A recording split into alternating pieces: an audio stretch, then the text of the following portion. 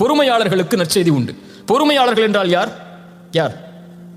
சோதனை வந்துருச்சுன்னு கதவை போட்டுக்கிட்டு வீட்டில் உட்கார்றவங்க பொறுமையாளர்களா? அல்லாஹ் கொடுத்ததில் பொறுமையை கடைபிடிப்பவர்கள், அல்லாஹ் சோதித்ததில் பொறுமையோடு முயற்சி செய்பவர்கள், அல்லாஹ் சோதித்ததில் அந்த சோதனையிலிருந்து வெளியேறுவதற்கு அல்லாஹ் கொடுக்கக்கூடியவற்றை சகித்துக் கொண்டு முன்னேறுபவர்கள்.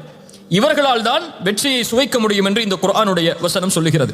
இந்த உலகத்திலே மனிதன் துவளக்கூடிய முக்கியமான சூழல் செல்வம் எடுக்கப்படும் போது, செல்வம் அவனிடமிருந்து குறைக்கப்படும் போதோ அல்லது முழுவதுமாக எடுக்கப்படும் போது, அல்லது உறவுகள் அவனை விட்டு பிரியும் நேரத்தில், அல்லது அவன் நினைத்த உறவு அவனுக்கு அமையாத நேரத்தில்.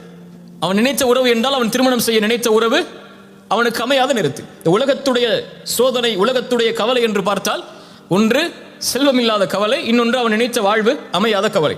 இப்படி இந்த உலகத்திலே கவலைக்குரிய காரணங்கள் என்று ஏராளமாக எடுத்துக்கொண்டே போகலாம்.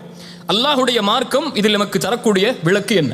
ரசூலுல்லாஹி ஸல்லல்லாஹு அலைஹி வஸல்லம் சொன்னார்கள், ஃபைன் அஸாபக ஷைஉன், உனக்கு ஏதாவது ஒரு சோதனை ஏற்பட்டால், ஃபலா தகுல் லவ் அன்னி ஃபஅல்து கதா வ கதா, நான் அப்படி செய்திருந்தால் நடந்திருக்காது, நான் இப்படி செய்திருந்தால் நடந்திருக்காது என்று சொல்லாது.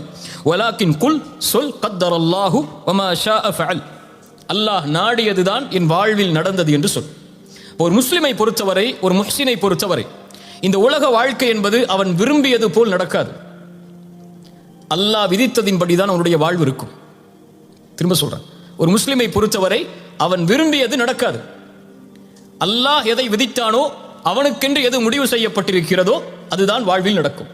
அதனால் இந்த உலகத்தில் ஒரு முஹ்சினை பொறுத்தவரை எது அவனிடத்திலிருந்து எடுக்கப்பட்டாலும், எது அவன் விரும்பியது நடக்காவிட்டாலும், அவன் தேடிய உறவு கைகூடாவிட்டாலும், அவனை பொறுத்தவரை அவன் மனதில் நினைப்பது, இது அல்லாஹுடைய நாட்டத்தில் உள்ளது. என் இறைவன் எனக்கு எப்போதும் நலவைத்தான் நாடி இருப்பான்.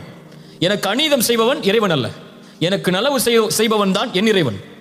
என் தாய் எனக்கு கெடுதல் நினைக்க மாட்டாள், என் தந்தை எனக்கு கெடுதல் நினைக்க மாட்டாள், என்னை நேசிக்கக்கூடியவன் எனக்கு கெடுதல் நினைக்க மாட்டான். அதுபோல்தான் என்னை படைத்தவன் இவர்களை விடவெல்லாம் மேலானவன், அவன் ஒருபோதும் எனக்கு கெடுதல் நினைத்திருக்க மாட்டான். அவன் நாடியது நடந்திருக்கிறது, நடப்பது எனக்கு நல்லது, நான் அதை விரும்பாவிட்டாலும் என்பதைத்தான் ஒரு முஃமின் தன்னுடைய வாழ்க்கையின் அடிப்படையாக கொண்டிருப்பான்.